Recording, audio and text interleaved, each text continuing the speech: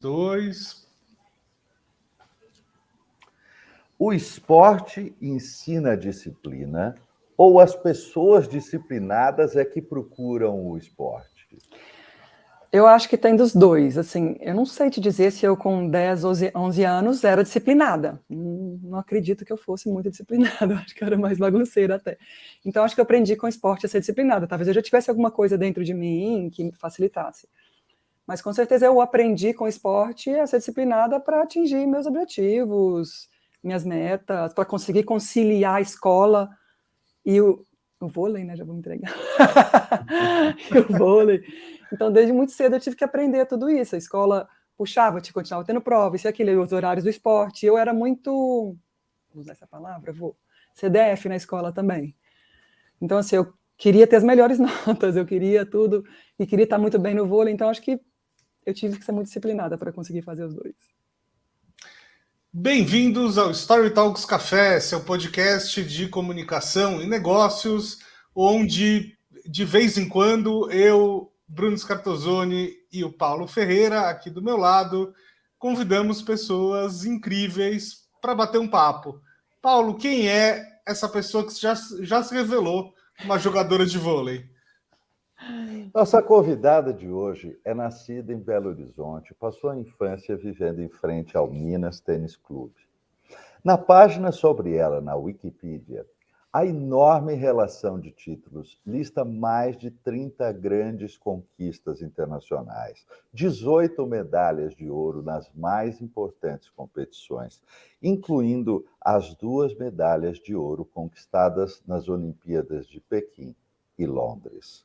Por tudo isso, ela é considerada uma das maiores jogadoras de vôlei de todos os tempos. Com vocês, a bicampeã olímpica, Sheila Castro. Muito obrigado pela sua presença aqui. É uma luz ter uma entrevistada como você no nosso programa. Muito, muito obrigado. O prazer é meu, é sempre bom vir conversar, contar histórias, é muito aprendizado para mim também. Muito bem, muito bem. Sheila, tem diferença assim, de sensação entre ter um filho e ganhar uma medalha de ouro olímpica? Já me perguntaram o que é melhor, né? Aquela sensação do nascimento, as minhas filhas são gêmeas, as 2 nasceram ao mesmo tempo, ou se a medalha olímpica. Eu falei assim, gente, não tem como comparar, né? Mas o filho, ainda hoje, se eu quiser ter outro, eu consigo ter a sensação de novo. Não, brincadeiras, passam sensações muito diferentes, e assim, eu não consigo nem descrever como é ganhar uma Olimpíada, igual também é muito difícil escrever o que é a emoção de ganhar um filho, mas são muito diferentes, muito especiais e que ficarão marcadas para sempre, assim, na minha vida. Sheila, eu comecei fazendo a pergunta sobre disciplina, porque, veja, nós trabalhamos o tempo todo com treinamento. E a gente percebe que uma das coisas que algumas pessoas têm mais dificuldade é enquanto elas resistem à disciplina necessária para um novo modo de treinamento. Sim. Você tem alguma dica de como é que as pessoas quebram a sua própria resistência com novas formas de treinamento? Todo mundo gosta de falar muito de motivação, né? Quando você tem motivação, você consegue fazer. Para mim, motivação nunca foi a palavra-chave, assim, nunca mesmo, assim, desde criança. Porque nem sempre eu estava motivada para acordar cedo, ir para a escola, chegar da escola, ter que fazer os exercícios de casa correndo para já estar no clube treinando. Eu falei assim, às vezes a motivação era zero, só que eu tinha disciplina, eu tinha comprometimento, porque eu sabia onde eu queria chegar. Aí eu acho que é aí que é a virada de chave, quando você sabe o que você quer. Quando sabe o que você quer para a sua vida, onde você quer chegar. Eu tinha, desde muito nova, a certeza que eu queria ser campeã olímpica. Eu falo, desde muito, muito nova, 10, 11 anos, tem até uma história que eu posso contar, eu já tive certeza que eu queria estar no Corpo de Bombeiros ganhando uma medalha, campeã de alguma coisa. Essa é uma história com a minha avó, se quiser eu conto também. E pouco tempo depois, jogando no clube, eu já tive certeza que eu queria ser campeã olímpica, que eu vi minha primeira Olimpíada, realmente assisti a primeira Olimpíada com 96, com 13 anos ali, que eu realmente acompanhei o vôlei feminino, e foi ter uma medalha de bronze, a primeira medalha de bronze do vôlei feminino no Brasil. Naquela hora eu falei, eu quero ser campeã olímpica. Então, acho que, para mim, ter essa disciplina, ter esse comprometimento, veio porque eu tinha muita clareza do que eu queria. Excelente ponto, excelente ponto. E, assim, de fato é algo que a gente percebe quando está preparando pessoas de altíssimo nível, né? CEOs, pessoas que têm grandes responsabilidades. Eu acho que esta é, sim, uma marca, assim, essas pessoas sabem o que elas estão perseguindo, né? Tem um alvo muito claro, tem um lugar muito claro onde elas querem chegar. Muito, muito forte isso. E o que você persegue agora, depois que você parou de jogar vôlei, Sheila? Eu brinco, mas a brincadeira é verdade, assim, que eu me preparei para parar, né? Não foi assim, vou aposentar ou porque tive uma contusão, ou porque, sei lá, não tive algum time com salário bom, vamos falar alguma coisa assim. Eu realmente venho me preparando nos últimos anos. Eu parei de jogar em 2016 para engravidar, já desacelerei a elite, saí de seleção e tudo mais. Voltei depois de alguns anos, que eu perdi uma gravidez, voltei, então, assim, não foi no tempo que eu queria, que isso a gente não controla, né? Voltei depois de algumas temporadas fora, e desde então veio pensando, esse momento de parar, já tinha escutado muitas histórias de ex-atletas, lido livros, Michael Jordan, biografias, de pessoas que passaram de jogar, e como que é esse pós, e que sempre falaram que era um buraco negro, assim, eu falei assim, não, estamos preparando, não vai ter esse buraco negro. Uma mentira, eu realmente parei, assim, vou falar, meu jogo de despedida, que eu nem ia fazer, mas foi... Algumas pessoas falam, você tem que fazer, a diretora aqui de vôlei do Minas ficou no meu pé, assim, uns 6 meses para fazer o jogo de despedida, foi incrível. Depois desse jogo de despedida, eu falei, meu Deus, e agora? Realmente, entrei no buraco negro. Mas assim, eu estou buscando conhecimento, novas competências, já fiz um curso em Portugal de coaching alta performance esportivo, estou fazendo um outro curso em Portugal que finaliza agora em março, fiz o curso com vocês de Story Talks, que é uma coisa que eu gosto, assim, que eu sempre tive um pouco, não vou falar que é pavor, de medo de estar em frente ao palco, mas ao mesmo tempo um desafio gostoso, que era o mesmo desafio quando eu entrava, eu sinto mesmo frio na barriga quando eu entrava em um jogo importante, quando fala assim, vai ali falar, vamos dar uma palestra, já fiz algumas coisas pequenas, principalmente para atleta, sabe, e dá aquele friozinho na barriga gostoso, assim, então é o mesmo sentimento que eu tenho, assim, que eu tinha antes de jogos difíceis. Inclusive eu tenho agora uma palestra que eu vou dar agora para 600 pessoas, só high executives, que eu estou fritando minha cabeça, mas vai dar tudo certo. Quando você fala desse frio na barriga, né? Por exemplo, quando você ia jogar uma Olimpíadas, você ficava pensando que tinham milhões de pessoas te assistindo pela TV? Como é que funciona isso para um atleta? Não? Não, assim, isso não. A única coisa que era minha preocupação, assim, muito, quando eu falo, antes de começar o jogo, eu sempre pensava, estudava o adversário, sempre fui uma jogadora muito estudiosa, assim, de saber realmente detalhes de adversário. Mas quando começava o jogo, eu preocupava muito com o meu time e comigo. Aí tava tudo já automático, sabe? No flow, assim, principalmente com relação ao adversário, eu sabia qual era o ponto forte, qual era o ponto fraco. Isso não quer dizer que eu não perdia, né, gente? Eu perdi algumas vezes. Ganhei muitas vezes, perdi algumas vezes. Mas eu sempre soube disso, e a torcida...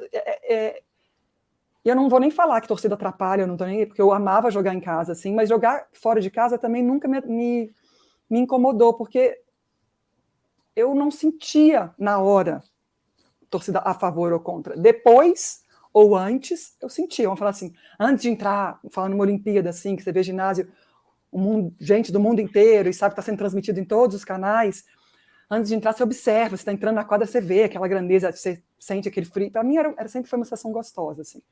Mas quando o juiz apitava, o árbitro apitava, para mim, assim, acabava aquilo. Era eu, a bola, as meninas, técnico, e não se escutava mais nada. Então, foco total, né? Foco total.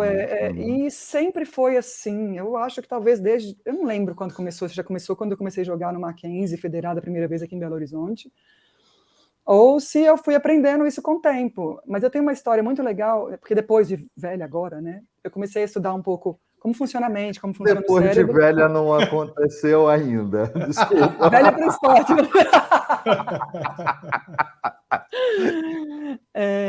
E assim, o que eu sentia, que é frio na barriga, às vezes arrepiar dos pelinhos do braço, são todos sentimentos do medo, né? Vamos falar assim, que pode te paralisar. Que a amígdala dispara e sei lá o quê. Aí falando, né? O coração para de bombear sangue para todas as partes do corpo, bombeia meio o estômago, bombeia pelas pernas, para você poder fugir, coisa do cérebro bem primitivo ali, né? Só que eu tive uma experiência muito nova com relação a isso, que eu acho que foi quando esses gatilhos me geraram uma coisa boa, que foi a primeira final que eu joguei aqui em BH, no Mineirinho, com final assim, importante, né? Da Superliga, que é o Campeonato Brasileiro. Eu tinha 18 anos, eu acho, e a gente estava jogando com 21 pessoas no ginásio, e o time adversário estava esperando para entrar junto com a gente, porque não queria ser vaiado, né?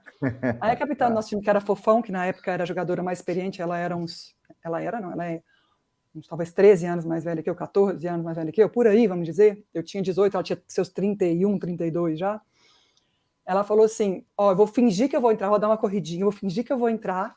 Na hora que eu estiver entrando, eu vou parar para elas entrarem e a torcida vaiar.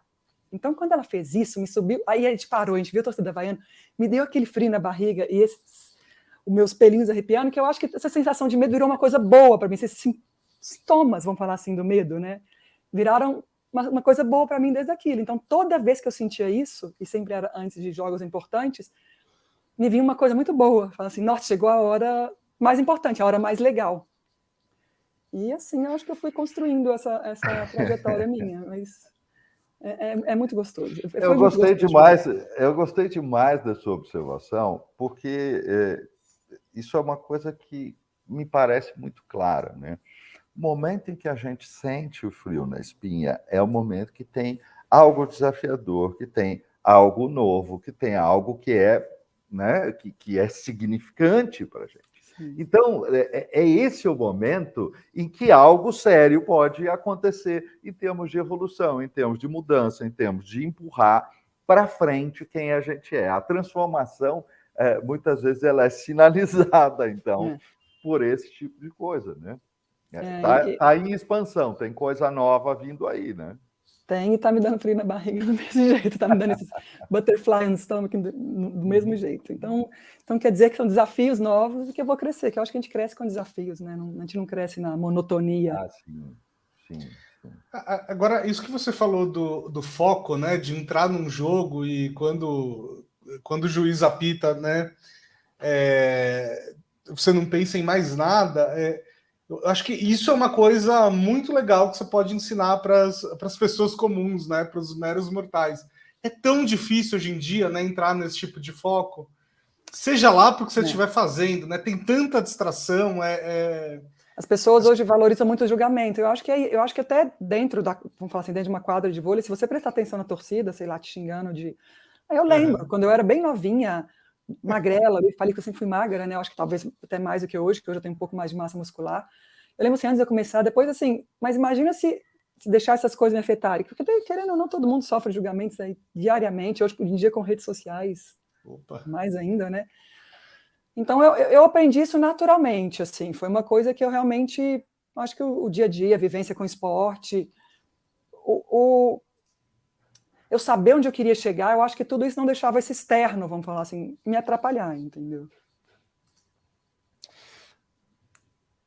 Bom, assim, eu ouço essas colocações do Bruno, sei exatamente desse tipo de coisa pelos outros, mas eu tenho, enfim, um problema ou uma característica, porque na realidade isso é positivo na minha forma de uso, que é o hiperfoco, né? Eu entro em hiperfoco com uma facilidade grande, e aí o risco eu preciso botar o relógio para despertar, porque senão eu fico na coisa ali, né? Então é um pouco o oposto disso. Mas o palco. Eu sou totalmente o contrário. O palco, a quadra, o destaque, estimula essa situação, porque o desafio ali. Ele está evidenciado, ele está colocado na sua frente, não dá para fingir que você não está vendo. Exatamente. Então, ele te ajuda a trazer para isso. Né? E assim, quando você joga, eu falo, hoje eu até comparo, assim, quando eu vou, sei lá, se eu vou dar uma palestra, se eu vou fazer um talk, falar com alguém, a gente tem que mexer com as pessoas, né, de uma maneira, emocionar. No jogo, não. No jogo, o que você gera na torcida é que você contra o adversário ali. Ali não importa, você não tem que... Vai mexer com eles automaticamente, com a sua performance, vamos dizer. É muito diferente que quando você tem que se conectar, vamos falar assim. Quando você está num toque, você tem que se conectar com quem está ali. No jogo, não. No jogo é você, a bola, o adversário, e as pessoas se conectam com você através da sua performance, vamos dizer. Então, independente do que você Então, assim, eu acho que essa é a grande diferença, talvez. O frio na barriga é o mesmo, mas é a grande diferença entre eu estar dentro de quadra ou estar falando com algumas pessoas, dando uma palestra, qualquer coisa assim. E esse é o grande desafio para mim, essa mudança de chave que eu tenho que fazer. Sheila, tem uma coisa que eu reparo hoje, principalmente as pessoas mais jovens, em início de carreira, e aí eu não estou falando do esporte, eu estou falando qualquer carreira, né? As gerações têm um pensamento de aceleração, de crescer muito rapidamente, de ser promovido muito rapidamente, ou seja, conquistar coisas o mais rápido possível. É claro, isso pode ter um lado interessante, mas isso também tem um lado desafiador. E você viveu isso, né? No esporte, é uma carreira que o brilho vem, para quem vem, ele vem, em geral, logo, cedo, né? E isso causa algumas estranhezas e algumas situações em que a gente não necessariamente está preparado para a dimensão do que acontece. Como é que foi isso para você? Então, é porque as pessoas, todo mundo acha que realmente acontece, até porque o esporte tem uma carreira curta, acontece muito rápido isso. Mas se você for pensar, de quando eu comecei a ter uma clareza de que eu queria ser campeã olímpica, que não dependia só de mim, é o esporte coletivo que eu faço, ainda tem isso, né? Até eu conseguir ir para uma Olimpíada, não é nem ser campeã olímpica, foram 12 anos. Então, se eu acho que vai acontecer da noite para o dia, eu já ia me frustrar no primeiro momento ali. Claro. A primeira Olimpíada que eu não fui convocada, em 2004, eu estava jogando titular no Minas, participei da seleção em 2002, participei da seleção em 2003, 18, 19 anos. Em 2004, o técnico não me levou, voltou com as jogadoras mais antigas e eu não fui. Se eu já gerasse a frustração de querer tudo assim, no imediatismo ali, eu já não conseguiria seguir em frente, né? Por isso que eu falo assim, eu acho que talvez, eu vou falar, são suposições que as redes sociais mostram. Pelas redes sociais, você tem a impressão que foi tudo muito fácil assim, para as pessoas vencedoras. Né? E não é que não foi, nunca vai ser, vamos dizer. Vai ser se você jogar na Mega Sena hoje e conseguir ser milionário amanhã, e que assim, eu acho que não vai acontecer. Mas é um trabalho longo. É um trabalho longo. Eu acho que assim, as pessoas, quando eu falo as pessoas, não é nem a nova geração, né? Eu acho que todo mundo perdeu um pouco essa noção de que a vida, né, os sucessos da vida normalmente acontecem em janelas de 5, 10 anos, né? Normalmente, para você atingir certos lugares, não é da noite para o dia, é muito difícil isso acontecer. Só que ninguém tem paciência mais para esse tipo de janela, né? Por 5 anos o mundo já é outro, já tudo, enfim. Mas colocar a cabeça das pessoas no lugar de novo é muito complicado em relação a isso. Eu fui para a seleção brasileira muito nova, né? Com 18 anos. Hoje você vê jogadores que estão chegando na seleção brasileira com 24 anos, 25 anos. Então, assim, eu fui realmente para a primeira seleção brasileira adulta, não, de base com 18. Então, você fala assim, nossa, você atingiu o sucesso muito rápido. Não, eu peguei uma transição ali, as jogadoras mais velhas que não gostavam do técnico, pedindo dispensa. Aproveitei a oportunidade que eu tive, que também tem isso, quando a oportunidade chega, você tem que estar pronta, né? Senão também depois você não às vezes não aparece de novo. Mas assim, até de ir para a seleção brasileira, conseguir para uma Olimpíada já foram 6 anos, entendeu? De chegar numa seleção brasileira adulta até ir para a minha primeira Olimpíada. E nisso já eram 6 anos antes, eu pensando e mentalizando, eu com a medalha olímpica no peito, mentalizando, que eu falo assim, mentalizando e treinando muito, né? Até eu conseguir conquistar meu primeiro grande objetivo. Lógico que entre esse eu tive vários outros objetivos. Claro. No meio do caminho, até para não me frustrar, que se eu tivesse só esse objetivo de ser campeã olímpica ali, talvez nunca chegaria, né? Uma coisa muito importante que você está destacando é essa ideia de escalas de objetivos, né?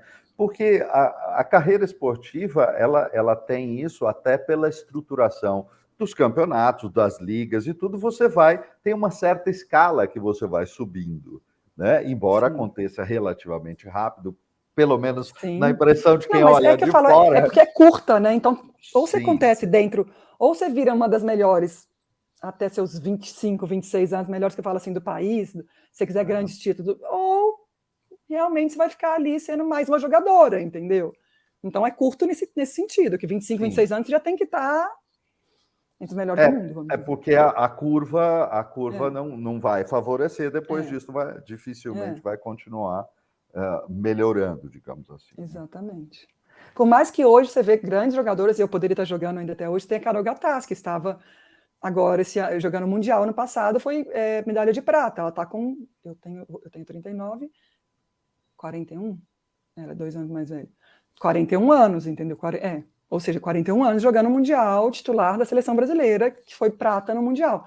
Então, hoje você vê, acho que, lógico, porque evoluiu parte física, técnica e tática, tudo, você vê atletas jogando mais tempo. Pega o Federer, que aposentou agora, o Tom Brady, assim, mundialmente você vai encontrar atletas jogando até os 40 e poucos anos, 40 anos, e em alto nível. Hoje existe isso. Antigamente parava com 30, 31. Entendeu? Sim, então sim. Mais... A longevidade, as questões de saúde, a longevidade do ser humano tem tido impacto nesse sentido também, né? Claro. Deixa eu mudar um pouco de assunto aqui. Sheila, você jogou na Itália, né? Um período, não foi isso? Bem nova para a Itália. Bem nova.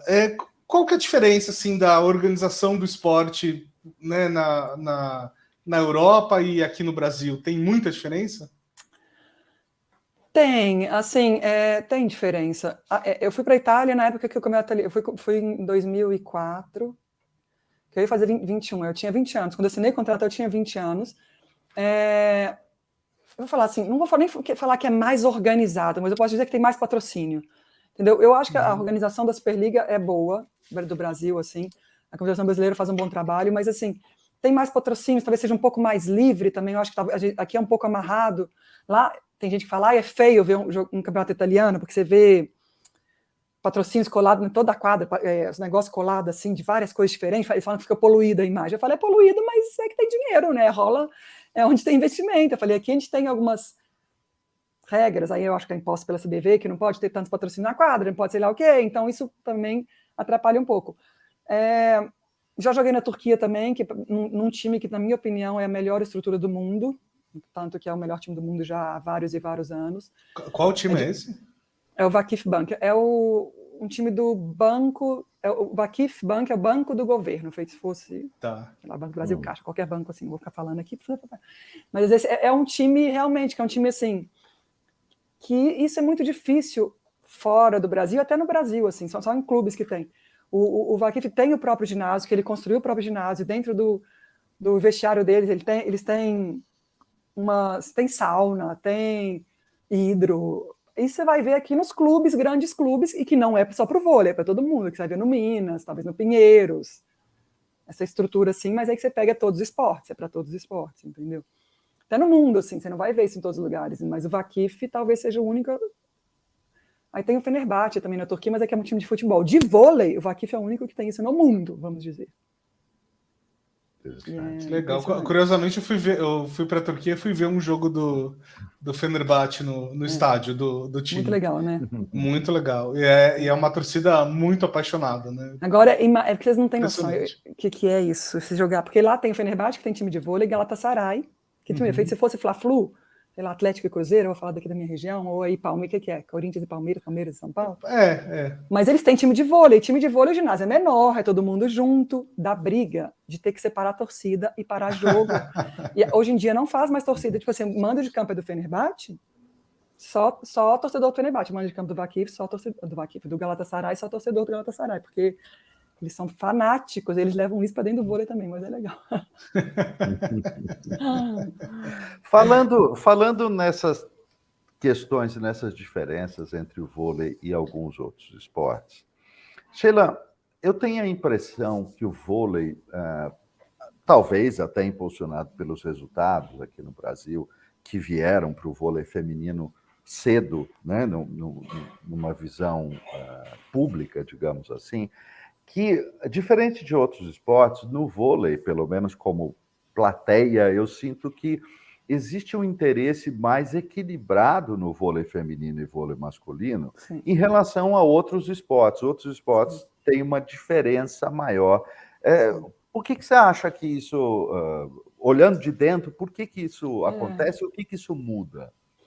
Eu acho que é difícil falar porque acontece. A gente já debateu isso algumas vezes, né? Por que o futebol tem muito mais visibilidade, o futebol masculino do que o feminino. E o vôlei feminino até muitas vezes tem muito mais audiência que o masculino, assim. Eu acho que é bem equilibrado, mas tem vezes que tem até mais audiência. Eu acho que por causa de resultados, com certeza, que a gente tem resultados, que o brasileiro gosta de resultado. O brasileiro não gosta de esporte, isso eu tenho certeza. Tá? Eu tenho certeza que o brasileiro não gosta de esporte. Igual você vê, gente, já viajei o mundo inteiro, eu sei quem que a gente gosta de esporte e quem que não é. O brasileiro gosta de resultado, ele gosta de futebol, porque o Brasil já foi, sei lá quantas vezes campeão do mundo. Olha que não adianta. E assim, então eu acredito mesmo nisso. Você vê o basquete hoje em dia ninguém fala tanto, e na época da Hortência, do Oscar, todo mundo falava muito. Por quê? Porque tinha resultado, muito mais resultado do que tem hoje em dia. Então, assim, o brasileiro gosta de ver o ouro ali, gosta de ver a medalha. A gente não tem essa cultura esportiva. Eu acho que isso já vem das escolas, vem da base ali mesmo. Eu acho que isso que tem que mudar no Brasil, se a gente quiser até dar mais visibilidade para o esporte feminino. Mas esse nosso esporte feminino não é só no Brasil. Eu, por exemplo, joguei as últimas 2 temporadas minha profissionalmente. Os Estados Unidos não tinha uma liga profissional de vôlei, nem masculino nem feminino. Nunca teve. E eles criaram nos últimos 2 anos, 2020, 2021 e 2022, uma liga mais curta, de 2 meses só. Aí convidaram algumas atletas para participar, mais assim, com nomes mais exponenciais no mundo, né? Para chamar mídia e tal. E a maioria era das universidades de lá. E eles fizeram essa liga para vários esportes femininos só, para incentivar o esporte feminino, que você vê que no mundo inteiro é mais...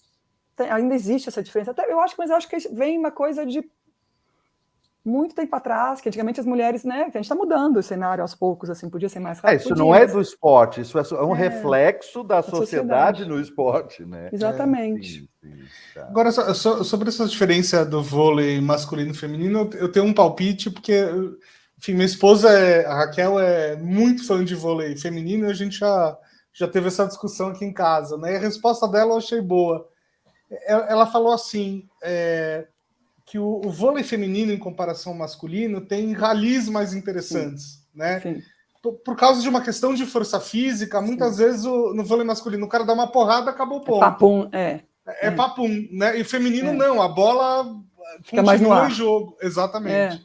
É verdade. Aí tem gente que fala que gosta mais do vôlei feminino porque é mais emocionante, exatamente por causa dos ralis e tal. Eu gosto muito de assistir os dois, tá? Do jogo, né? Pelo menos para quem assiste, para quem está na quadra, deve ser um sofrimento danado. Mas, cara, para quem assiste, o rally é o ponto alto da história. E a gente assistir depois gravado, assim, os rallies. Hoje que eu assisto muito mais do que jogo, né? Que eu não jogo mais, eu só assisto. Quando a bola não cai, gente, dá aquele desespero. Eu falo, meu Deus, não vai cair. Mas é muito legal, é muito legal. E masculino é muita força física, né? Eu assisto quando eu estou envolvida com vôlei, eu acho que vou simplificar de alguma maneira. Porque eu gosto, assim, eu falo que eu tive a sorte de fazer por muitos anos o que eu gosto. O vôlei, para mim, sempre foi uma paixão, assim, talvez minha primeira paixão, assim. Eu aprendi desde muito nova a gostar de vôlei e sempre tive prazer de estar dentro de quadra. Vou sentir falta para sempre. Antes que vocês perguntem, todo mundo fala, você não sente falta? Eu falo, gente, eu vou sentir para sempre. Eu falei, tá tudo bem. Eu falei assim, eu sei disso, eu sei que eu vou sentir para sempre. Aí chegam para mim e falam assim, vamos já bater uma bolinha? Eu falo, não. Aí, você não sente falta? Eu falo, sinto, mas vocês não ganhavam de mim quando eu estava ali na atividade, era melhor, agora vocês querem ganhar de mim agora que eu estou parada? Eu falo, não, já deu. Meu nível de competitividade é alto. Eu falei, não Sabe que uma vez eu tive uma reunião com o Pelé, né, que Deus o tenha, e ele falou uma coisa que eu nunca esqueci, assim, que eu achei muito interessante. Quando eu tive a reunião com ele já estava, acho que ele já tinha uns 50, 60, né, já tinha passado dos 50. E ele falou que chegou um ponto da vida dele que ele percebeu que assim não dava mais para fazer aparições públicas chutando uma bola. Né? Porque a expectativa do público, independentemente da idade que ele tivesse, assim, é o Pelé lá de trás. Então ele tinha que fazer alguma coisa mágica, incrível e tal, e o corpo não aguentava mais. Então ele falou assim, toda vez que eu chuto a bola hoje em dia em público, isso é um problema para mim. Né? Isso... como é que eu vou dizer? Isso deixa minha imagem pior, então eu decidi que eu não vou mais fazer. Imagino que ele, com certeza, mas o Pelé, que assim, mundialmente é famoso mundialmente, assim, todo mundo conhece Pelé em todos os lugares. E eu imagino, e eu, para mim, realmente, eu acho que é isso. Eu acho que a gente jogou. Eu estou comparar com o Pelé, não estou me comparando com o Pelé, não, tá, gente? É quem jogou assim, muito tempo no alto nível, alto rendimento, e até pra gente, assim, quando a gente começa a não conseguir fazer as coisas com tanta facilidade que antes, eu ainda consigo, porque é recente, tá? Se eu ficar ali 2 meses treinando, eu sei que eu vou voltar, 1 mês, 2 meses voltando a forte, eu sei que eu vou voltar a jogar bem, assim, mas em algum certo momento vai parar de conseguir. No vôlei você tem que saltar, não vai saltar mais tanto, tem isso. Então, assim, é frustrante pra gente também. E aí eu brinco assim, vocês não ganhavam de mim antes, vão ganhar de mim agora que eu não consigo? Eu falo, não, acabou, entendeu? Mas eu imagino isso do Pelé, assim, porque... E com certeza todo mundo queria ver isso dele, né? Ele pegando a bola, Sim. ele fazendo, sei lá, os dribles dele, e uma hora não vai mais. E ele com certeza se sentia frustrado e também frustrava o povo. Eu acho que era tudo ali.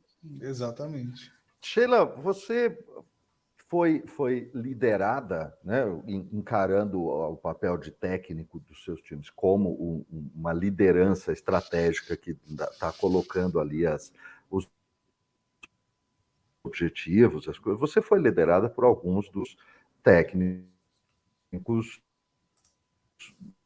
mais importantes. E também, no início da sua carreira, viveu ali experiências onde desalinhamentos de equipes com lideranças causaram problemas e abriram oportunidades. Quais foram as coisas mais marcantes que você aprendeu sobre liderança? Porque o esporte coletivo tem uma coisa muito diferente nisso, né? Esportes individuais é uma relação muito individual do atleta com o técnico. Mas o esporte coletivo aí tem uma coisa muito relevante em termos de equipe, né? Em primeiro lugar, assim, eu acho que, vamos falar da hierarquia, vamos falar da liderança dos técnicos, comissão técnica com atletas. Eu acho que quanto mais, eu tenho certeza disso, quanto mais os técnicos mantendo essa hierarquia, que eu acho que tem que sempre manter, tá? Eu acho que a liderança, muita gente fala de liderança horizontal, eu acho que tem que ser até um certo ponto, eu acho que tem que ter essa hierarquia, mas eu acho que quanto mais os técnicos, como que eu posso dizer, se vulnerabilizam, quanto mais eles se mostram humanos também, mais eles se conectam com as atletas. Eu acho que isso é natural, assim, acontece essa conexão naturalmente. Quando o técnico, isso eu acho que qualquer líder, tá? Quer ser aquele negócio muito durão, e todo mundo tem essa impressão do Bernardo, ele não é nada disso, tá? Até do Zé, assim, esse técnico que só manda, faz, não adianta. Eu até brinco até hoje que técnico e atleta não falam a mesma língua, eu acho que nunca vai falar. Mas quando ele se mostra um pouco mais vulnerável, a conexão acontece. Eu tenho até uma história muito legal disso, que é na Olimpíada de 2012. Eu até vou falar dessa história na palestra que eu vou dar, que é sobre liderança humanitária, que a gente começou a Olimpíada de 2012. 2012 foi um ano muito problemático, assim, para mim pessoalmente, mas também para a seleção. A gente começou muito mal a Olimpíada, e o Zé Roberto, a comissão técnica, achava que aquele ciclo olímpico, os 4 anos nossos, tinham sido piores que os 4 anos de 2000 até 2008, então que a gente tinha preparado pior, assim, porque, sei lá, eles tinham, eu acho que aí a minha visão, ele vai ter outra visão, né, a visão de atleta. Eu acho que a gente ganhou 2008, então acho que eles ficaram com medo da gente relaxar, porque já era campeã olímpica e não correr tanto atrás. Então eles foram muito mais, realmente, general, durão, papapá. Chegou em 2012, a gente completamente desconectada, tanto que a gente começa a Olimpíada desconectada, que eu falo assim, comissão e atletas. A gente começa a Olimpíada muito mal, não estou falando que era culpa deles, mas assim, a gente não conseguiu se conectar.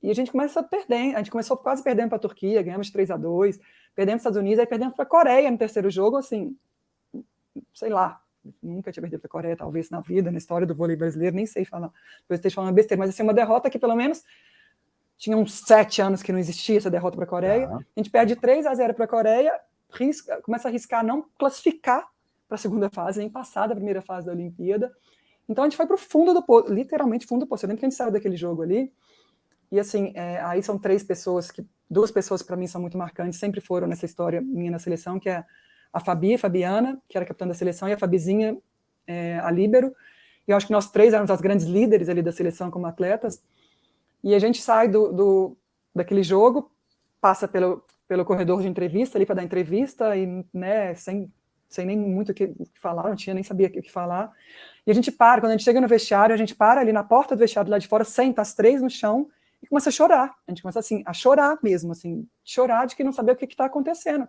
por que a gente estava jogando daquele jeito, por que as coisas não estavam acontecendo, assim, realmente fundo do poço, eu posso dizer.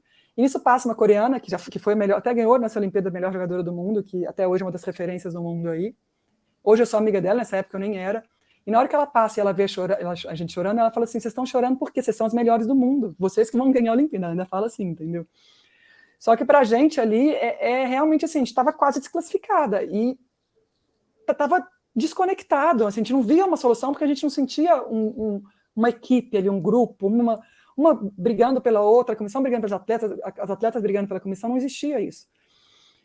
Aí tá, a gente vai para a Vila Olímpica, aí chega na Vila, o jogo foi de noite, então a gente chegou na Vila, vai comer isso, aquilo, vai para o quarto, para os apartamentos, já era bem tarde, aí ficava eu e a Fabiana no quarto, e a Fabizinha estava no quarto com outra atleta, a Fabizinha vai para o nosso quarto e a gente começa a conversar muito sobre o que podia ser feito para mudar isso. A gente tinha um jogo contra a China no outro dia, que era um jogo muito importante, até para a gente ter chance de classificar.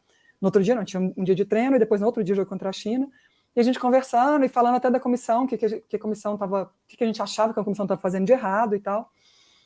E que é para a Fabi, né, a capitã, ir falar com o Zé, dar esse feedback para o Zé, do que achava que podia mudar. Então a gente ficou assim umas 2, 3 horas conversando. A Fabi vai falar com o Zé já umas 3 da manhã, e eu e a Fabizinha no quarto, ansiosa, esperando ela voltar, e ela volta, falei, acho que eu consegui falar tudo, e eu acho que foi uma grande lição para a Fabi esse dia também, porque a Fabiana tinha muita dificuldade de falar, assim, com o Zé. Eu acho que ela mesma sempre falou isso comigo. A gente era muito nova ali ainda, tá? Sei lá, eu tinha 27, a Fabi tinha 25 anos, então, sabe assim, a gente estava num momento muito difícil, mas muito nova ainda. E a Fabi fala assim, eu sempre tive dificuldade de falar com meu pai, imagina vai falar com o Zé Roberto, né? Mas ela conseguiu falar os pontos que a gente achava que podiam melhorar, que eles podiam se conectar mais. Mas a gente não sabia qual que seria a reação deles, né, com o que a gente achava, se eles achavam a mesma coisa ou se não achavam. Aí o Zé marca uma reunião para 10 horas da manhã do outro dia, ou seja, isso já era umas 4h30, 5 da manhã, com todo mundo, né? E quando a gente chega para essa reunião, o Zé simplesmente, o que ele faz? Ele começa a falar os pontos positivos de cada atleta, nem de quadra, mas assim como pessoa. Por que cada uma estava ali? Eram 2 jogadores, ele começa a falar individualmente de cada uma. E depois que ele fala, ele abraça cada jogadora. A gente até se emocionou, chorou nesse momento. Então, esse momento, depois disso, a gente ganhou todos os jogos.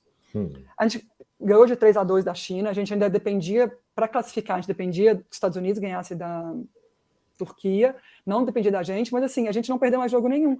E foi um momento que eu acho que o Zé se vulnerabilizou ali pra gente, né? Eu falo, o Zé representando a comissão técnica, e isso voltou essa conexão, acho que ele mostrou ali, talvez, não sei se é fragilidade, eu acho que se mostrou ali com a gente, entendeu? E depois ali a gente não perde mais nenhum jogo e a gente é bicampeã olímpica. Por isso que eu falo que o líder, ele tem que saber dosar. Eu acho que tem que existir essa hierarquia, mas ele tem que saber também ser vulnerável, mostrar às vezes que ele está no mesmo patamar do outro ali, que ele quer a mesma coisa, que precisa ir junto. Eu acho que esse ano foi uma grande lição para mim desse tipo de liderança mais... Porque o ciclo foi muito general, vocês não podem relaxar para ser campeão. E ali na Olimpíada, daquele jeito, não estava funcionando, e foi a hora que ele deu um passo atrás. Eu acho que o Zé fez isso, dar um passo atrás, e fez isso, e a gente se conectou de novo. Não foi nada de treino, nada de físico, nada de nada, foi a conexão ali. Pois é, mas são seres humanos e a dimensão emocional vai se impor. Vai se impor. Existe a dimensão psicológica, existe a dimensão física, existe a dimensão tático-estratégica. Todas essas são, né? Agora, a dimensão emocional está envolvendo um ser humano, ignorou, vai faltar. Vai faltar gravemente. Não tem jeito, né? Porque não existe ser humano sem dimensão emocional. Não existe. Não existe.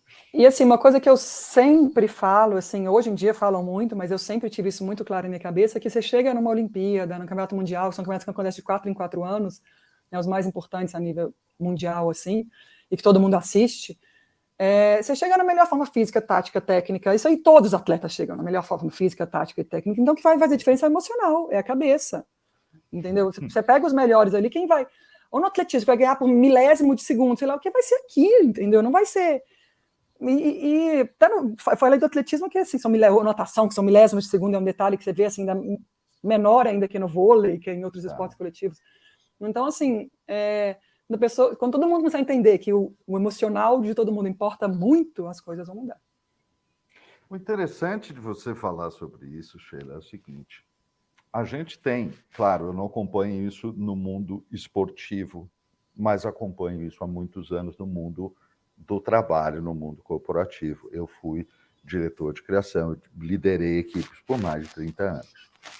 E existem estudos muito sólidos, mas extremamente sólidos e num volume absurdamente grande, que falam, que dão embasamento científico para essas afirmações que você está fazendo. Agora, isso não é novidade. Esses estudos começaram a ter muito volume, muita consistência desde os anos 90, em termos de mundo corporativo. E a mudança é muito lerda. Muito lerda. Muito. Hoje em dia que as pessoas têm mais noção disso, eu acho que dessa liderança mais humanitária, não sei, e que hoje em dia que falam de treinamento mental, eu acho que até porque começou, assim, vou falar no esporte, começou muito forte em 2016, quando em 2020, 21, né, que a Olimpíada foi 2021, quando Simone Biles desistiu da Olimpíada, porque não aguentou mentalmente, né, vamos falar, psicologicamente a pressão. Aí começou a dar mais visibilidade para esse lado emocional, assim, né, e hoje eu acho que todo mundo fala muito da importância de estar bem preparado mentalmente. Eu acho que, inclusive, isso que você disse aí demonstra, porque veja só, quando aconteceu isso com a atleta, com a Simone Biles, em geral, as pessoas se referiram, não só a você agora, mas as pessoas em geral, a mídia em geral, se referiu sempre a uma questão, uma situação psicológica ou mental, ou não sei o quê. Eu acho que isso é parte do problema. A questão é emocional. Claramente emocional, sendo chamada com o nome errado. Sim. Então, não, é emocional. Sabe uma frase que eu fiz umas lives, eu estou com um projeto novo aí que eu estou trazendo para o Brasil, né, de treinamento mental, treinamento emocional, e a gente fez umas lives e uma dessas o Augusto Cury participou, né, e ele falou uma coisa muito legal, que ele falou assim, as pessoas gostam de falar de inteligência emocional. Aí ele falou, não existe inteligência quando você fala de emoção. Ele falou, as duas coisas não é razão e emoção, não vai, entendeu? Ele falou, você pode aprender a gerir suas emoções da melhor maneira.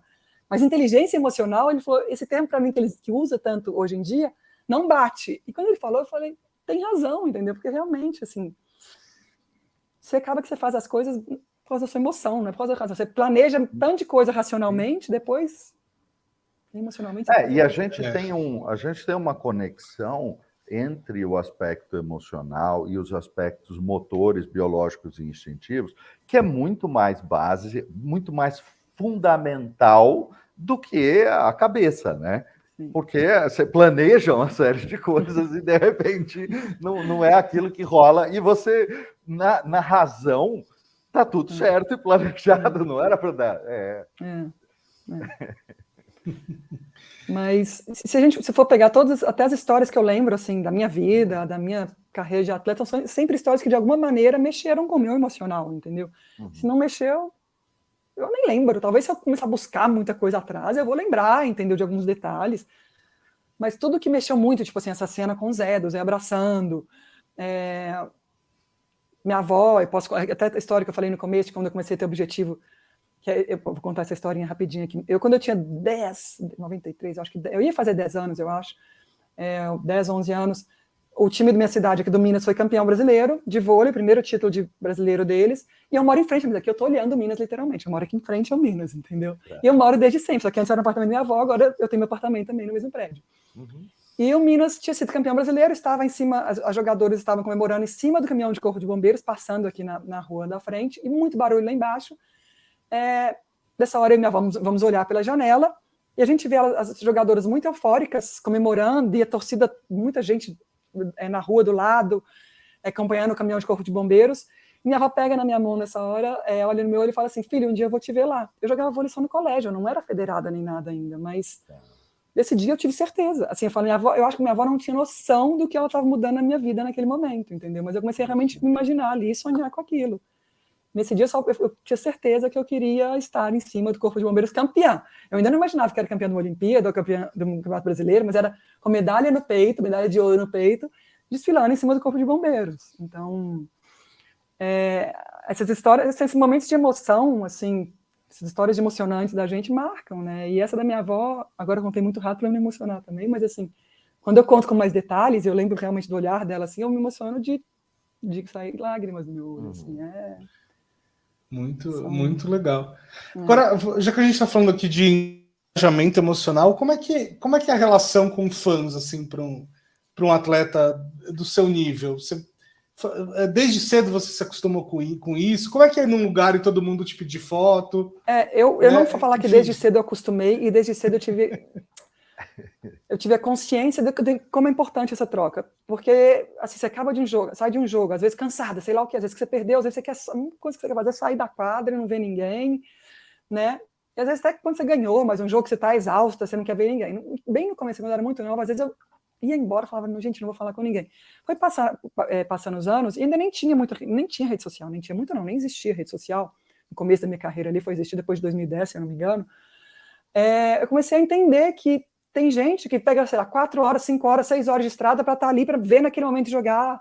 Então eu comecei a querer ficar no final de jogo, mesmo às vezes depois de derrotas, para atender o máximo de número de pessoas que eu podia, porque eu sabia que para eles era importante, talvez tirar uma foto, um autógrafo. Então eu comecei a entender mais o lado deles, que às vezes, realmente, assim, eu tive meu jogo de despedida, que veio gente do Peru, gente da Argentina, gente de todos os lugares para assistir um jogo meu, que seria o último jogo, e aí eu falo assim, ainda bem que eu tive isso, que eu aprendi cedo a valorizar também esse lado, entendeu? Porque é importante para eles essa troca. Hoje tem com a rede social, você gera um pouco de mais proximidade, você consegue, às vezes, trocar mensagem. Você consegue, lógico que não é uma coisa, eu não respondo fãs, assim, porque eu não tenho tempo de ficar respondendo. Mas um ou outro, assim, eu até conheço o rosto de vários, imagina que eu não conheço. Tem uns que estão em todos os jogos, todas as horas, e sei lá o quê. Mas eu acho essa troca, assim, e o futebol talvez não permita isso, que eu acho que é uma dimensão muito maior que o vôlei, mas o vôlei a gente consegue ter essa troca mais saudável, assim, com os fãs. Eu tenho fãs, assim, aí que eu falo, a gente tem fã de todo tipo, né, gente? Tem uns que eu falo que são loucos, que tem uma japonesa, assim, que eu ia jogar, sei lá onde eu fui jogar, em Cartagena, ela apareceu em Cartagena, entendeu? Assim, japonesa, e aí, assim, eu achava numa época que ela fosse milionária, que ela me dava presentes caríssimos, Bulgari, Louis Vuitton, papapau. Aí depois eu fico sabendo por um outro japonês que era brasileiro, né, mas era um japonês brasileiro que morava no Japão, que ela não é que era rica, mas que ela guardava todo o dinheiro dela para gastar com essas coisas comigo. Eu falei, meu Deus, é um nível, assim, outro que eu não consigo nem entender, assim, mas sempre admirei. Hoje ela continua acompanhando a seleção, não estou mais lá, ela é fã de outro jogador, igual era minha, de outro jogador, ela também faz isso, ela substitui.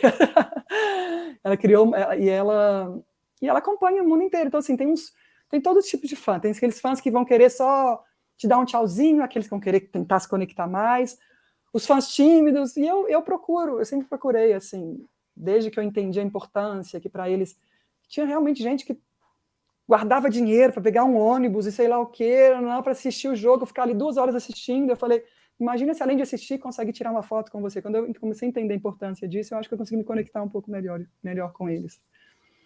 E também replicar, estando do outro lado, aquela cena de inspiração que transformou a sua vida, sim, na verdade, né? Exatamente. Porque isso também acontece, né?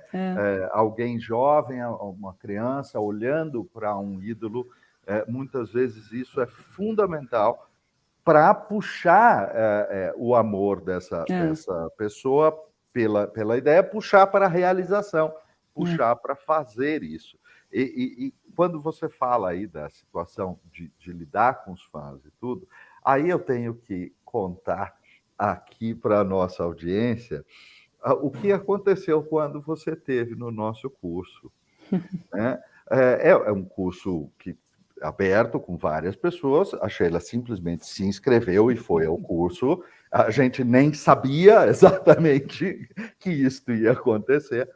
E o curioso da história é que as outras pessoas que estavam no curso, Sheila tem uma atitude tão tranquila, tão pé no chão, tão normal e gente, que as outras pessoas do curso olhavam para ela e falavam, nossa, essa moça é a cara da Sheila do vôlei, mas eu acho que não pode ser ela. Isso foi uma coisa muito interessante que chamou muita atenção, por causa desta sua atitude muito tranquila, muito normal, muito natural. Admirável, isso é muito legal. Obrigada. Mas é isso, entendeu? É que eu falo assim, e eu me vejo muito, todo mundo fala assim, é a Sheila do vôlei, um patamar muito distante. Sou a Sheila do vôlei, mas também sou a Sheila igual todo mundo, né? Eu falo assim. E com certeza eu fui muito brilhante no voleibol, mas tem pessoas brilhantes em todas as áreas aí da vida, e eu acho que a troca é muito importante. Então, eu não sei, eu sempre tive aí eu acho que é aprendizado dentro de casa, pé no chão também dos técnicos que eu peguei aí na minha adolescência, infância, adolescência, ali também que sempre ensinaram isso.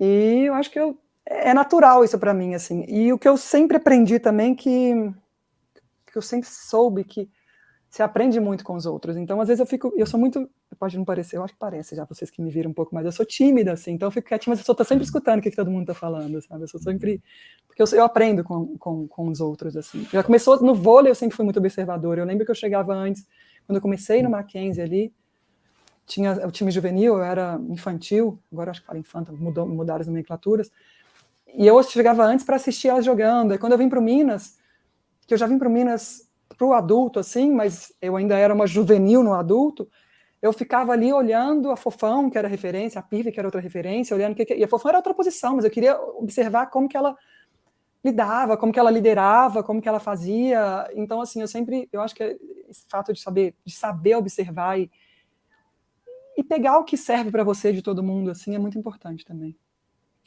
Teve uma outra coisa que você falou, Sheila, que me chamou muito a atenção, que você falou assim, bom, até uma data tal nem existiam essas coisas de redes sociais, né? E você é uma pessoa jovem, terminou a carreira aí ontem praticamente. A gente se esquece, né, um pouco como esse mundo, no fundo, é novo, né? É novo. Porque a gente vive isso tão intensamente que parece que sempre teve aí, mas na verdade não. Né? Isso é muito maluco. É muito novo, é muito novo. E hoje, assim, eu peguei uma época com rede social jogando em alto nível, né? E a pressão é diferente. Todo mundo fala assim, você tinha muita pressão. A nossa pressão na nossa época era a pressão da imprensa, que eu acho que a gente tinha. Hoje em dia, por isso que eu acho que talvez a gente vê tanta crise de ansiedade, eu não sei. No vôlei, igual você vê em tudo, porque a jogadora se torna a melhor jogadora do mundo em um dia, né, aquele negócio imediato. Fez um jogo bom, nossa, ela... E assim, além disso, a comparação que gera. Vai substituir a Sheila na seleção, é a nova Sheila e sei lá o quê. Aí no outro dia, não jogou tão bem, que é normal, tá começando. Já ficou pior do mundo de novo, entendeu? Então imagina isso para a cabeça de quem está começando ali, entendeu? Um dia é a Sheila, que foi... Eu me tornar a Sheila foram aí vários anos, não é a Sheila do vôlei, não é eu me tornei a Sheila do vôlei da noite para o dia, mas ela se tornou a Sheila do vôlei da noite para o dia. Passa mais uma semana, não, ela não é a Sheila, ela é mais uma que está vindo aí, entendeu? É muito difícil. Você sabe que eu estou assistindo um documentário, uma série documental sobre o Tom Brady, né, que acabou de se aposentar semana passada. E uma coisa que é muito curiosa nessa série, ele é um dos produtores, então, claro, a série é endossada por ele. Mas mesmo sendo endossada por ele, tem uma coisa muito interessante que fica muito clara assistindo a série toda. Ele é o cara que mais ganhou no esporte dele na história, e ainda assim, assistindo a série toda, você vê o quanto ele perdeu, o quanto ele tomou pancada, o quanto ele foi xingado. Uma coisa absurda, assim, absurda. E tem um episódio que eu acabei de ver que tem justamente um momento assim, em que ele era o rei do mundo num instante e era o maior vilão no instante seguinte, porque a mídia trabalha com os extremos, né? O que vende, o que gera audiência é a coisa extrema, é o desastre ou a glória total, né? Porque aquilo que é o dia a dia não vem de história, né? Esse é o fato.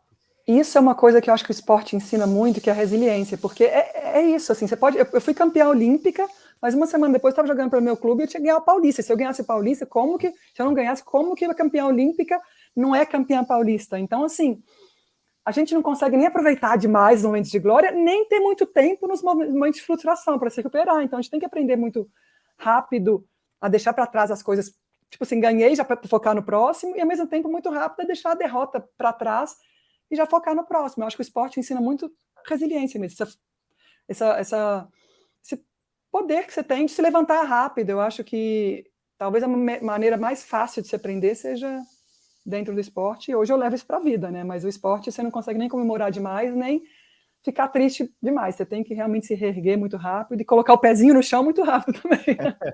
É interessante, no documentário, o Tom Brady usa uma expressão que ele usa muitas vezes, dada a importância que ele vê para aquilo que ele diz o tempo todo, block the noise, bloquear o barulho, que é isso, não está acontecendo algo, a imprensa está falando, o fã está gritando, não sei o quê, e bloquear o barulho, que nada disso vai fazer diferença dentro do campo.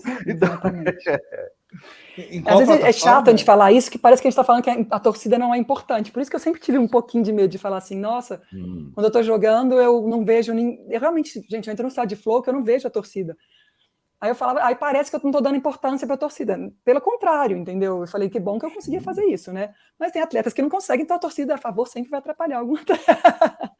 Mas eu sempre tive medo de falar isso, para falar assim, a Sheila não está nem aí para a torcida, não, de maneira alguma, até porque depois que você consegue ganhar aquela torcida, aí você vê, né? Depois que a gente ganhou, tipo, da Rússia, na Olimpíada de 2012, que é como o campeão voltou, aí você arrepia mais ainda. Então, eu falo assim, a torcida é super importante. Mas esse negócio, isso que o Tom Brady fala, é o segredo de todo grande atleta, entendeu? Eu acho que é... E de todo grande atleta, não, de todo mundo que quer atingir algum resultado maior. Entendeu? Block the noise, exatamente. O documentário do Tom Brady está na plataforma da Star Plus, da plataforma da Disney, da Star Plus. Muito bem. E aí, Sheila, vai ter documentário sobre a Sheila? Vai? Assim, tem até uma produtora que está produzindo um documentário sobre o vôlei feminino, eu vou participar, mas assim, pessoalmente, deve ter um livro, mas o documentário não. Livro estão me pedindo aí, mas vamos ver. Bom, excelente. Dependendo, vocês me ajudam também. Claro, vai ser um prazer a gente fazer isso. 100% à disposição. Obrigada. E eu acho que vai vender muito bem. Obrigada. Sheila, você estava falando um tempo atrás ali sobre o momento em que você se tornou a Sheila do vôlei, né? Embora seu nome esteja aqui na tela do YouTube para quem só está ouvindo, a Sheila colocou aqui na plataforma Sheila Castro, mas de fato você é mais conhecida como a Sheila do vôlei, né? Como é que é isso para você de ter eu vou chamar aqui de nome artístico, tá? Mas não é bem isso, né? Mas como é que é isso de você ser conhecida por um nome, um apelido diferente do seu? É assim, eu até quando eu parei de jogar, lógico, para continuar, imagina, recente, a Sheila do vôlei, a Sheila da seleção, a Sheila do vôlei, tinha hora que falava assim, você, ou às vezes não sabe direito quem eu sou, você é aquela jogadora da seleção, né? Eu falava, não, já fui da seleção. Aí agora, gente, mas essa é você para sempre, né? E é legal. Que bom que eu consegui construir isso dentro do vôlei para ser lembrada como a Sheila do vôlei, entendeu? Antes eu tive, assim, talvez 1 ou 2 meses de falar assim, nossa, eu quero deixar de ser a Sheila do vôlei, ser a Sheila Castro. Mas não, eu vou ser para sempre, entendeu? E se eu vou ser para sempre a Sheila do vôlei, é porque eu consegui atingir grandes resultados dentro do que eu me propus, assim, inspirar muitas pessoas. Então, assim, eu tenho...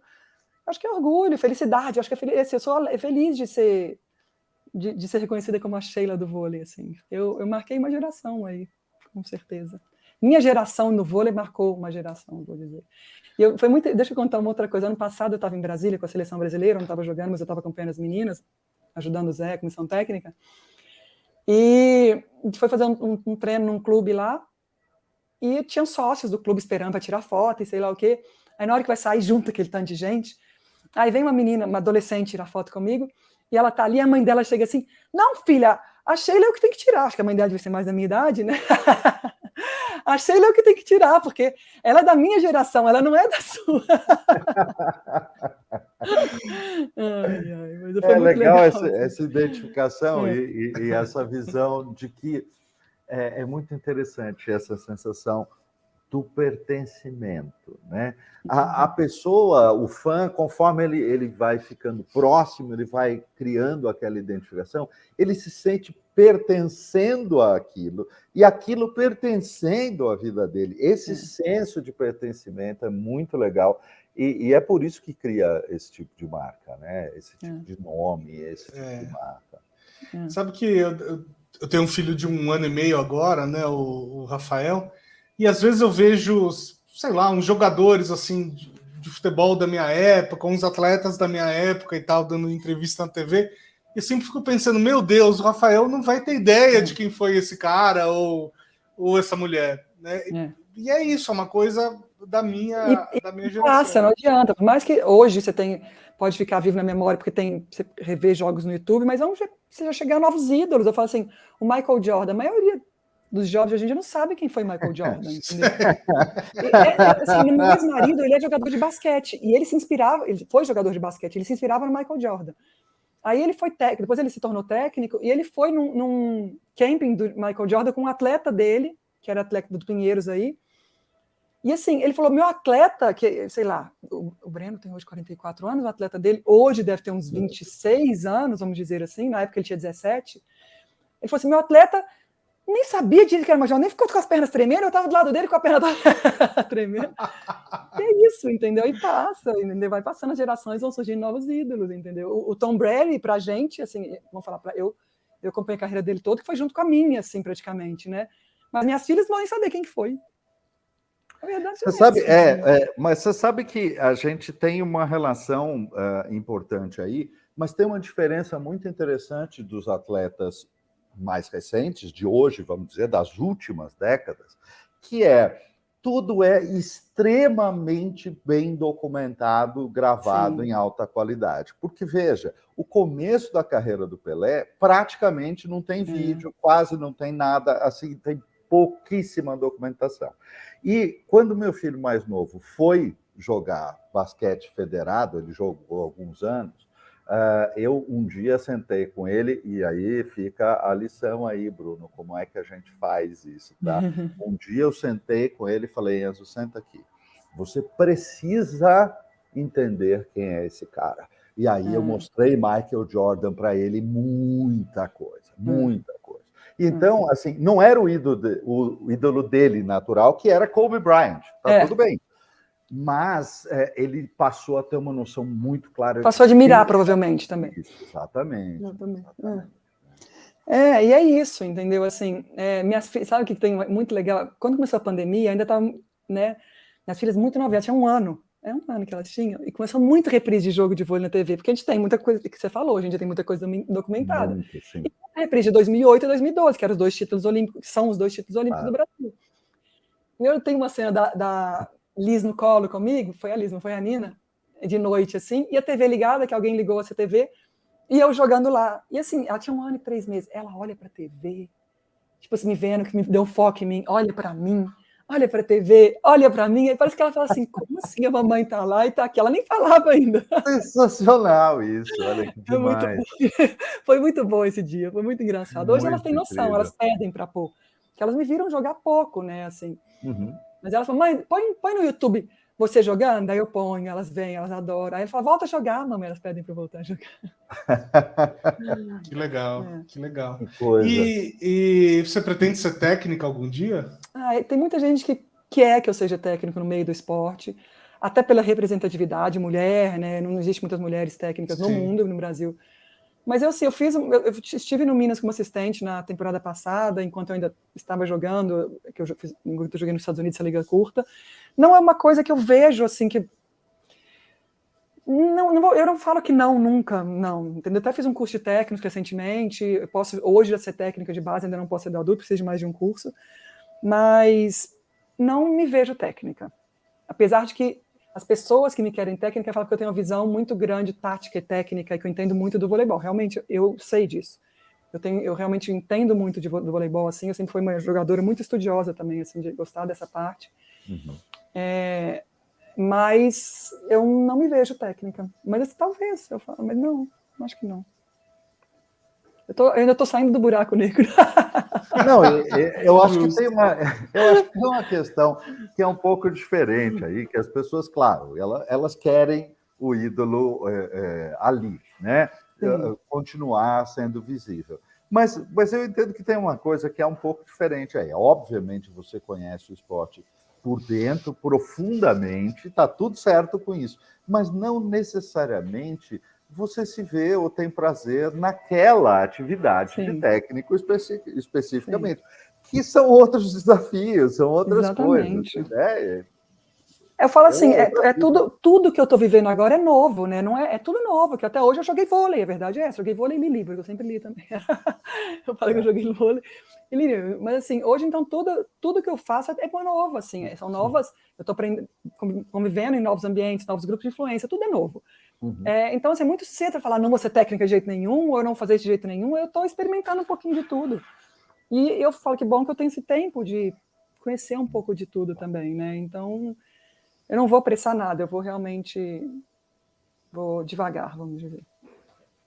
Legal, legal. Mas eu acho que sim, é muito interessante quando a gente consegue utilizar também esse tempo para fazer uma reflexão, né? E desenhar novos caminhos, traçar novos alvos. E também é por isso que tanta gente quando vive um momento assim, resolve registrar algumas coisas, como você citou, fazer eventualmente o livro. Porque Sim. tem um senso de balanço, de olhar para uma série de coisas, porque é um momento em que ainda está tudo fresco na cabeça, mas, ao mesmo tempo, tem um novo momento, uma coisa sendo vivida, né? Então, me parece muito interessante esse tipo de momento para fazer, né? Ao mesmo tempo que os fãs também vão gostar muito da ideia. Sabe que aí, nessa discussão, acho que tem um outro paralelo entre vida de atleta, né, e vida corporativa, que os atletas, por uma questão física, né, são obrigados a mudar de carreira em algum ponto da vida, né, aos 30, aos 40, enfim, mas chega uma hora que né, você tem que fazer alguma outra coisa, virar comentarista, técnico, palestrante, ou se aposentar, empresário, enfim.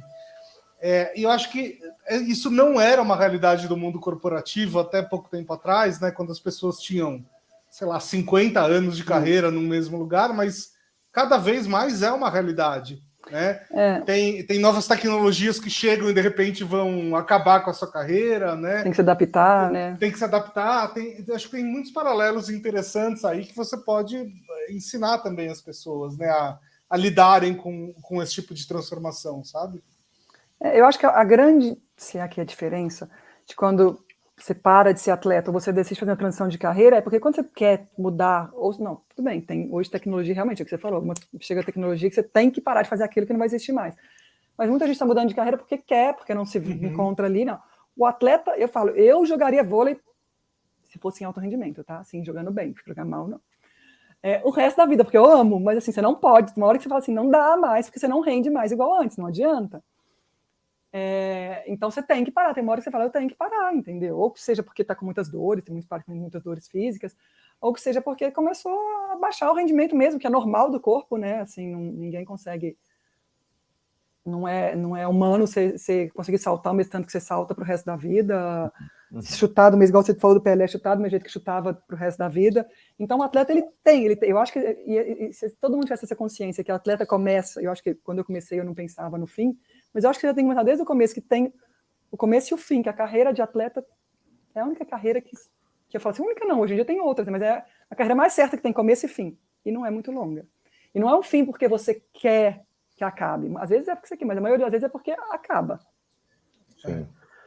Mas essa noção de se preparar para a possibilidade de uma mudança na vida, ela pode ser interessante para todo mundo, mesmo que não tenha essa limitação física, porque a característica do mundo do trabalho mudando, hoje né? é essa, né? Está sempre evoluindo, vamos falar assim, acompanhando o que está acontecendo no mundo. Exatamente. E assim, o curioso é o seguinte, por exemplo, se a gente for genérico no sentido de que eu trabalho com comunicação, tá bom, eu trabalho com comunicação minha vida inteira, mas aquilo que eu faço como que mudou, né? Radicalmente diferente, né? Muito diferente. Então, né, você acompanhou o mercado, se você ficasse parado ali... Grandes mudanças, exatamente. E, de certa maneira, se você, de algum modo, ficar no esporte, trabalhando sempre, trabalhei no esporte minha vida inteira. A vida inteira. Mas vai ser muito diferente quais são as coisas que você está fazendo, claro. É verdade. Todo mundo se transforma, né, ao longo da vida, vamos dizer assim. Hoje em dia, né? Antigamente talvez Mas quando não. a gente se prepara para isso, é melhor, né? É isso. O ideal, vamos dizer. Exato. Agora, Sheila, especialmente para quem está assistindo a gente aqui pela câmera, antes de começar o programa, a gente brincou ali, né, que tem os quadros com as suas camisetas e tal. Tá certo falar camisetas, uniformes, enfim, não sei. Você se importaria de mostrar ali para os seus fãs? Dá para ver tudo aí? Dá. Peraí que a gente vai te colocar em evidência aqui, peraí. Pronto, agora foi. Tá. Essa daqui... Não, calma. Essa daqui é de Pequim. Não é a camisa que eu joguei a final, que eu não sei que camisa que eu joguei a final, mas as fotos ali são fotos de Pequim, que é o primeiro ouro olímpico. Essa daqui... Gente, eu tô perdidinha. Essa daqui é a de Londres e é a camisa que eu joguei a final, porque eu já lembrei de guardar. Segundo a Olimpíada, você já tem mais experiência, né? Você lembra de guardar. E tá autografada das meninas também, e fotos também do pódio, isso e aquilo. E esse quadro meu aqui é o quadro que uma fã pintou, uma fã do Peru pintou, me entregou assim enroladinho, eu trouxe para cá e fiz esse quadro de algum jogo. Eu tentei essa foto assim que algum fotógrafo tirou e ela fez esse quadro. Então são alguns momentos marcantes na minha carreira. Foi uma fã do Peru, que interessante. Do Peru, Que interessante, muito, muito legal. Olha, quem é fã da Sheila já pode conhecer um pouquinho da intimidade dela. Muito legal. É um escritório isso? O que é? É um escritório e um quarto de hóspede, os dois juntos. Justo. Sim. Ainda tenho aqui um quadro que fala, sabe, que cita a frase do Rock Balboa, que está em inglês, eu não vou ler para vocês, em inglês. Que tá a frase que todo mundo deve saber, que o mundo não é só sunshine and... Eu sou péssimo para traduzir, eu posso ler em inglês se quiser. The world ain't all sunshine and rainbows, it's a very mean and nasty place, and I don't care how tough you are, it will beat you to your knees and keep you there permanently if you let it. You, me, or nobody's gonna hit as hard as life. But it ain't about how hard you hit, it's about how hard you can get hit and keep moving forward. How much you can take and keep moving forward. That's how winning's done. Oh! Sensacional. Sensacional. Eu estou vendo que você está procurando a tradução aí em português. Eu posso dar do geral, assim, tá falando que você vai cair, vai ter que se levantar, vai cair várias vezes, vai ter que se levantar, e assim que as vitórias são feitas, né? Que os grandes vencedores são feitos, vamos falar. Isso é o geral, mas... Olha, ninguém vai bater tão forte como a vida, mas a questão não é o quão forte você consegue bater, é o quão forte você consegue apanhar e continuar seguindo em frente, é o quanto você consegue aguentar e continuar seguindo em frente. A vitória é feita assim. É sensacional. Um trecho sensacional. aí Eu tenho um quadro com isso. Meu escritório tem livros, né? Mas é isso que tem no meu escritório. Eu posso dizer que eu fui lá eu estive na Filadélfia e eu subi aquela escada do museu que o Rock Balboa sobe acho que no primeiro ou no segundo filme, e foi uma das coisas mais emocionantes que eu fiz na vida, assim. Foi realmente... Eu posso imaginar. Foi muito legal, muito legal. E curiosamente eu tenho um amigo que mora, né, na Filadélfia, e ele conta que esse é um dos melhores museus dos Estados Unidos, né? E ele não se conforma que quase todo dia, a caminho do trabalho dele, ele passa ali em frente e tem, assim, centenas de turistas subindo as escadas, fazendo lá a pose do Rock Balboa, mas tem pouca gente entrando no museu. Eu acho que eu seria uma dessas que subiria a escada e talvez não entraria. É engraçado porque aí... porque estava fechado no dia, mas a escada eu subi. Não, mas aí eu tenho que testemunhar que o Bruno é um tremendo fã de museu. Ele realmente gosta muito museu. Isso é absolutamente verdade. Mas é interessante porque ali não é sobre o museu, na realidade, né? O que ficou famoso é a escada, aquela cena, e a cena que é um ícone de superação, exatamente, né? Então acabou ali... Circunstancialmente, a escadaria leva ao museu. Legal saber que é bom, mas o jogo agora ali é outro. Né? E aí tem até uma outra curiosidade aqui, que eu acho que é um case muito legal de storytelling. Quando você chega lá no topo da escadaria, né, tem uns caras que ficam ali recepcionando os turistas, tal, que não é nada oficial do museu, são, enfim, São caras ali da cidade e que eles tiram sua foto por alguns dólares ali que você paga para eles e tal, né? E eles já falam de um jeito como se fossem treinadores de boxe, sabe? Olha. Então eles têm todos uns trejeitos e umas falas que, enfim, eles vão te orientando ali a tirar foto, sabe? De um jeito que fica meio parecido com o filme e tal. Parece que você tá vivendo o filme, né? E eles te falam umas frases motivacionais e tal. É uma coisa muito legal. São os dólares mais bem pagos da viagem. Eu gostei que legal. Bacana. Que legal. Sheila, você obviamente conviveu com outras pessoas que também são ídolos, né? Assim como você é ídolo, o Bernardo e as suas companheiras de time e tudo. Como é que a diferença? Porque o mundo todo conhece essas pessoas na vitrine, na visão superficial. Como é que é conviver com essas pessoas? E, obviamente, deve ter um degrau muito grande de diferença do que o mundo conhece delas e de que você conhece no dia a dia trabalhando. Conta pra gente um pouquinho como é que é isso. Assim, eu posso falar, é que todo mundo vê a gente, que você fala, num degrau muito acima, só que todos nós somos, o que eu posso dizer, humanos, todos nós somos normais, assim, a nossa vida é normal no dia a dia, a gente faz tudo que todo mundo faz. É lógico que, se eu falar das grandes referências aí, como, né, minhas amigas que são grandes referências do esporte, todas elas são muito disciplinadas de verdade, na vida ou no esporte elas são disciplinadas, elas correm atrás, mas assim, aí eu posso falar até de uma história que aconteceu comigo, que eu fui jogar na Turquia. Quando eu fui jogar na Turquia, eu já era bicampeã olímpica, então já era uma grande referência mundial no vôlei, e tinha algumas jogadoras muito novas chegando no meu time, uma holandesa, Robin de Cruyff, uma sérvia, que era Milena Razic, e a gente jogou mundial de seleções antes contra, e eu sou tímida. Aí, eu cruzei com elas, sabia que a gente ia jogar no mesmo time, eu cruzei com elas, eu olhei para elas, olharam para mim, ninguém falou nada, meio que abaixou o olhar e continuou andando.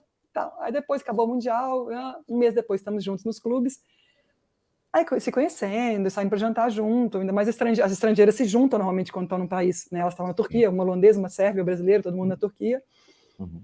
Aí depois de um mês, assim, vem a Robin de Cruyff falar comigo, Sheila, você é muito legal, você é muito gente boa, você é muito simples. Eu falei, sim, eu falei, que bom. Eu falei assim, mas por que você está falando isso? Ela falou, porque eu te achava a pessoa mais marrenta do mundo, mais insuportável do mundo como atleta, que se achava. Eu falei, mas por quê? Eu falei, o que eu fiz para isso? Ela falou assim, por exemplo, a gente cruzou com você no corredor, você nem cumprimentou a gente. Eu falei, mas vocês também não me cumprimentaram. Eu falei assim, não é? Aí ela, mas você era a Sheila do vôlei, a gente está só começando. Aí eu falei, mas eu sou tímida. Ela falou, não, hoje eu entendo isso, entendeu? Hoje eu vejo que você é tímida, mas assim, na hora ali, a impressão que passa é outra. E eu, depois pensando nisso, eu acho que, assim, eu tenho esse lado da timidez também, mas eu também tenho o lado, que aí eu acho que é realmente por impor respeito quando a gente está jogando contra, de me mostrar forte também, entendeu? E eu sou... Aí, assim, eu acho que isso às vezes gera... Bom, é que aí é parte do esporte. E eu não tinha tanta noção disso antes dela me falar. Isso é que você vai pensar, entendeu? Eu fui começar a pensar nisso, eu falei assim, realmente, eu não cumprimentei elas ali naquele momento, foi pela timidez. Mas eu, no geral, eu me mostro, vamos falar assim, forte, não é forte, é realmente assim, vocês vão jogar contra a Sheila do vôlei, vamos dizer. Então, já começar ali, entendeu? Então, acho que isso às vezes gera uma sensação, talvez até em todo mundo, que eu tenho, sei lá, sou superior, eu me acho demais, ou isso e aquilo, mas foi até legal quando ela falou isso, e comecei a me analisar também, né? Mas depois que conhece, eu falo assim, isso das minhas amigas também, se todo mundo tiver a oportunidade, das minhas amigas, das outras grandes referências aí no esporte, ou técnicos, ou atletas, são todas muito humanas, assim. Eu acho que tem um aspecto aí que é muito, muito interessante, muito importante ser entendido, né? Que o esporte, porque é uma competição aberta, claramente, e deve ser, tá tudo certo com isso, né? Ali sim é o lugar da competição extrema. O modo como você se apresenta, o modo como você chega, o modo como você entra na quadra, a posição do seu corpo, o jeito que você olha, tudo isso faz parte do que está em disputa. Não, gente, não dá para esquecer disso, é fato. Né? Essa linguagem corporal, né? A linguagem corporal fala... Isso é uma coisa muito. Que eu falo, eu sempre tive muito... Eu posso falar que era uma boa, assim. Eu sempre observei muito, quando eu estava jogando contra os adversários, a linguagem corporal deles. Sim. E eu lembro da final contra os Estados Unidos, a gente jogou contra os Estados Unidos 2 finais de Olimpíada, né? Na verdade foram 3, assim, o Brasil jogou terceiro em 2021, mas eu joguei 2 e ganhei as 2, ainda bem. E eu lembro de momentos assim que eu via visivelmente elas ficando mais inseguras pela linguagem corporal. E esse momento que a jogadora se mostra inseguro, o adversário se mostra seguro, é o momento que a gente cresce. Então, para mim, eu sempre tive isso muito claro. Eu vou ser sempre, pelo menos na linguagem corporal, por dentro eu posso estar me cagando, mas aqui por fora vocês vão me achar que eu tô... Faz parte da performance atlética, o modo como entra, como pisa na quadra, como entra na pista, não tem jeito. Tem alguns esportes onde isso é celebrado e é claro, e o boxe é um deles, né? Tem aquela coisa do face-off, de olhar um para o outro. Então ali tem uma dramatização que deixa isso mais claro. Mas isso é real em qualquer esporte. Sim. O adversário está olhando para você. E o vôlei não tem nem contato físico, mas é do mesmo jeito, entendeu? Eu falo assim, mesmo não tem contato físico, é isso. Porque a rede tem buracos grandes, dá para olhar muito bem. Dá olhar no fundo do olho. E tem que estar colado, não é? Exato, comemorar na cara, olhar no olho ali, claro, porque né, tem que estar colado na rede. Então, sobre isso, agora quem vai recomendar um documentário sou eu. É um documentário antigo, bastante clássico, que eu esqueci o nome agora, mas é o documentário de como o Schwarzenegger ganhou o Mr. Olympia lá na década de 80, né? Campeonato de fisiculturismo. E aí, basicamente, é ele contra o Lou Ferrigno, que era o ator que fez o Hulk e tal, né? E nesse documento, assim, obviamente eu não entendo nada da parte técnica do fisiculturismo, mas uma coisa que dá para perceber nesse documentário é que os mind games ali entre os dois fisiculturistas, né, é uma coisa que importa imensamente, né? Então as entrevistas que um dá para a imprensa e aí como o outro recebe, não sei o quê. As provocações que existem provocações ali, né? E tal. Você vê que, assim, pelo menos metade da vitória do Schwarzenegger sobre o Lou Ferrigno foi muito mais mental do que do músculo. E aí você percebe que o Schwarzenegger depois é um cara que, além do cinema, né, teve uma carreira com bastante sucesso na política, onde isso importa também muito, né? Você vai vendo que as coisas não são à toa. E é um documentário muito legal Se você mesmo. Consegue mexer com o mental da pessoa, assim, vamos falar, quando você está disputando, jogando contra... você já sai um degrau à frente, entendeu? Se você consegue de alguma maneira se mostrar mais forte e ele se sentir um pouco mais fragilizado pela sua postura corporal, fala, independente do jogo em si, entendeu? Você já sai um degrau à frente. Sim. Exatamente. Chama Pumping Iron o documentário. Pumping Iron. É muito, muito. Assim, eu vi no Netflix um tempo atrás, não sei se ainda está lá, mas é muito bom. Muito bem. Bom, eu quero ver o documentário sobre a Sheila. Também, exatamente. Eu quero ver o documentário sobre a Sheila, que vai ser muito legal. Um livro, vamos começar pelo livro. Vamos. Justo. Começar pelo livro, com certeza. Muito bom. Vamos fazer isso. Sheila, estamos chegando aqui no final do nosso programa. Quero agradecer imensamente pela presença e todo final quero pedir também, né, para os nossos ouvintes aí e pessoas que estão assistindo o programa para assinarem, clicarem no sininho, fazerem todas essas coisas aí que os youtubers normalmente pedem. E no final dos nossos programas a gente sempre deixa um espaço para os convidados falarem o que quiser. Então, se você quiser deixar uma mensagem final, se você quiser vender sua palestra, se você quiser dar uma dica cultural, enfim, esse é o momento aí que você tem para falar o que você quiser, microfone aberto. Eu acho que eu tô numa nova descoberta, acho que da minha vida, assim, novos momentos, novos aprendizados. Estou trazendo um curso para o Brasil, de Portugal, já que é para falar, eu vou falar. Esse curso é treinamento mental, tanto para atletas quanto para business mesmo. E a gente vai fazer um workshop de lançamento agora no final de fevereiro, vai ser fechado para convidados, mas com certeza vocês vão saber mais em breve pelas minhas redes sociais do Gilberto Silva. O Gilberto Silva é do futebol, né? Vocês devem conhecer, foi campeão do mundo em 2002. E da Suzana Torres, que é a portuguesa. E é isso, e foi muito bom participar com vocês. Vocês vão me ver ainda muito, vocês que eu falo, quem está ouvindo, muito ligado ao esporte, ligado ao vôlei. E eu vou começar a enveredar nesse meio das palestras também, ainda esse caminho novo aí que eu estou buscando percorrer e buscando novos aprendizados. Foi ótimo o curso que eu fiz com vocês, me abriu muito a mente, assim, de verdade. Obrigado. Foi fantástico, assim, facilitou agora quando eu penso em escrever alguma coisa para alguma palestra, me deu muita luz, assim. E é isso, estou nessa nova fase, nessa nova jornada. Que bom, agradeço demais. E a oportunidade de ter ajudado a uma pessoa tão importante contar histórias que o Brasil inteiro quer ouvir. Muito feliz. Pois é. Obrigada. Muito bom. Muito obrigado, Sheila. Muito obrigado. Muito obrigado Bruno e Paulo. Toda a sua carreira e muito obrigado pela sua entrevista. Foi simpático aqui hoje. Obrigado. Até mais, gente. Um beijo. Valeu. Tchau. Beijo. Tchau. Beijo.